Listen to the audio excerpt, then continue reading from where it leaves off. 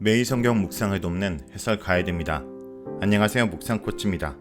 함께 읽고 나눌 말씀은 잠언 23장 15절에서 35절까지 말씀입니다. 먼저 15절에서 26절 읽겠습니다. 내 아들아, 만일 내 마음이 지혜로우면 나 곧 내 마음이 즐겁겠고, 만일 내 입술이 정직을 말하면 내 속이 유쾌하리라. 내 마음으로 죄인의 형통을 부러워하지 말고 항상 여호와를 경외하라. 정령이 내 장래가 있겠고 내 소망이 끊어지지 아니하리라. 내 아들아, 너는 듣고 지혜를 얻어 내 마음을 바른 길로 인도할지니라. 술을 즐거워하는 자들과 고기를 탐하는 자들과 더불어 사귀지 말라. 술 취하고 음식을 탐하는 자는 가난하여질 것이요, 잠자기를 즐겨하는 자는 헤어진 옷을 입을 것임이라. 너를 낳은 아비에게 청종하고 내 늙은 어미를 경히 여기지 말지니라. 진리를 사되 팔지는 말며 지혜와 훈계와 명철도 그리할지니라.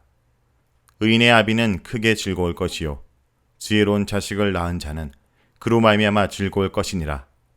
내 부모를 즐겁게 하며 너를 낳은 어미를 기쁘게 하라. 내 아들아, 내 마음을 내게 주며 내 눈으로 내 길을 즐거워할지어다. 오늘 본문은 지혜의 길을 따라가야 한다는 권고로 시작합니다. 15절에서 16절은 마음이 지혜로워야 하고 입술이 정직을 말해야 함을 가르칩니다. 여기서는 이해력을 담당하는 기관인 마음이라는 단어를 반복적으로 사용하여 강조하고 있습니다. 정직은 메샤림이라는 단어로 공평으로 번역되는데 올곧고 바름을 뜻하며 지혜의 길을 선택한 사람에게서 나타나는 특징입니다. 지혜를 선택하면 부모의 마음이 즐겁고 기쁠 것이라는 부탁입니다. 17절에서 18절에는 지혜를 선택해야 되는 이유가 등장합니다.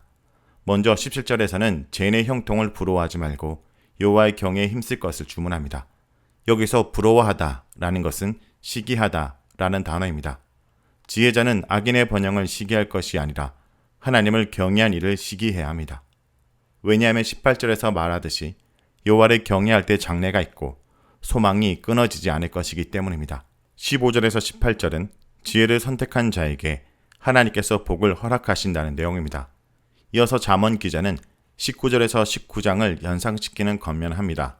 내 아들아, 너는 듣고 지혜를 얻어 내 마음을 바른 길로 인도할지니라. 20절에서 21절에서는 조금 갑작스럽게 음식을 탐하는 것에 대한 경고가 나옵니다. 술을 즐겨하고 고기를 탐하는 자와 함께하지 말라는 내용인데, 그런 자들에게서 영향을 받아서 술을 즐거워하며 음식을 탐하는 자가 되거나 잠에 취한 게으른 자가 되면 지금 있는 재상조차 모두 탕진하게 될 것이라고 경고합니다. 술과 고기를 탐하지 말라는 내용은 그 자체로는 유익한 조언입니다. 신명기 21장 20절에서도 제멋대로인 젊은이들은 공동체에서 죽임을 당할 것이라는 경고가 나오고 있습니다. 그러나 이 조언이 왜 이 문맥에서 등장하는지는 아직 분명하지 않으며 27절에서 35절에 명확해질 것입니다. 일단 우리가 여기서 해석하고 적용할 수 있는 것은 먹는 것에 탐욕을 부리거나 게으른 사람이 되면 안 된다라는 메시지입니다. 22절에서 23절은 지혜를 얻으라 라는 내용인데 다시금 지혜를 얻으라는 권고를 전해줍니다. 특별히 22절과 24절에서 25절은 부모와의 관계를 언급합니다. 지혜를 얻은 자가 되면 부모의 기쁨이 된다는 사실을 매우 강조합니다. 22절은 부모에게 순종하고 어머니가 나이가 들어갈 때 경히 여기지 말라라고 말합니다. 23절은 그렇게 부모에게 순종하는 것 중 중요한 부분이 지혜를 얻는 것이라고 가르칩니다. 24절에서 25절은 자녀가 지혜를 얻게 될 때 부모가 크게 즐거워할 것임을 말합니다. 26절 역시 자녀의 마음을 아버지에게 주어야 함을 말합니다. 부모의 가르침에 순종하라는 것입니다. 다음은 27절에서 35절입니다. 대저 음녀는 깊은 구덩이요, 이방 여인은 좁은 함정이라. 참으로 그는 강도같이 매복하며 사람들 중에 사악한 자가 많아지게 하느니라. 재앙이 네게 있느뇨, 근심이 네게 있느뇨, 분쟁이 네게 있느뇨, 오망이 네게 있느뇨, 까닭없는 상처가 네게 있느뇨, 붉은 눈이 네게 있느뇨, 술에 잠긴 자에게 있고 혼합한 술을 구하러 다니는 자에게 있느니라. 포도주는 붉고 잔에서 번쩍이며 순하게 내려가나니 너는 그것을 보지도 말지어다. 그것이 마침내 뱀같이 물 것이요 독사같이 쏠 것이며 또 내 눈에는 기이한 것이 보일 것이요 내 마음은 구부러진 말을 할 것이며 너는 바다 가운데 누운 자 같을 것이요 돛대 위에 누운 자 같을 것이며 내가 스스로 말하기를 사람이 나를 때려도 나는 아프지 아니하고 나를 상하게 하여도 내게 감각이 없도다. 내가 언제나 깰까 다시 술을 찾겠다 하리라. 27절에서 35절은 술에 대한 경고입니다. 이제 27절부터는 다시 술에 대한 경고가 나옵니다. 20절에서 21절에 술, 고기, 잠자는 것에 대한 경고가 함께 등장했는데 27절에서 35절에서는 술에 대한 경고가 집중적으로 등장합니다. 그런데 이렇게 술에 대해 가르치기 위해 먼저 27절에서 28절에서는 기생과 이방 여인의 이미지를 사용합니다. 27절은 기생과 이방 여인을 피하라고 말합니다. 왜냐하면 그들은 깊고 좁은 구멍이어서 한번 빠져들게 되면 헤어날 수 없는 덫과 같은 존재이기 때문입니다. 그들은 강도같이 매복하고 있으며 사람들 중에서 사악한 자가 많아지게 만듭니다. 여기서 기생과 이방 여인은 잠언의 독자들이 피해야 될 좋지 않은 여인들에 대한 내용입니다. 그런데 이 내용은 29절부터 이어지는 술에 대한 내용과 병행되면서 상징적인 의미를 동시에 갖게 됩니다. 이를 살피기 위해 29절 이하를 먼저 생각하고 이후 두 가지를 연결해 보겠습니다. 29절은 무엇이 네게 있으뇨? 라는 질문을 6번이나 던집니다. 재앙, 근심, 분쟁, 원망, 까닭없는 상처, 그리고 붉은 눈이 네게 있느냐라는 것입니다. 이에 대한 대답은 30절에 나오는데 바로 술입니다. 술에 의해서 삶의 모습이 흐트러진 사람에게 재앙, 근심, 분쟁, 원망 등이 있게 된다는 것입니다. 31절은 그 술의 일종인 포도주를 언급합니다. 포도주는 매우 올고다 보입니다. 올고돔으로 번역되는 메샤림이라는 단어를 사용해서 포도주가 순하게 내려감을 묘사합니다. 그런데 그 올고듬은 32절이 말하는 것과 같이 나중에는 뱀같이 쏘고 물 것입니다.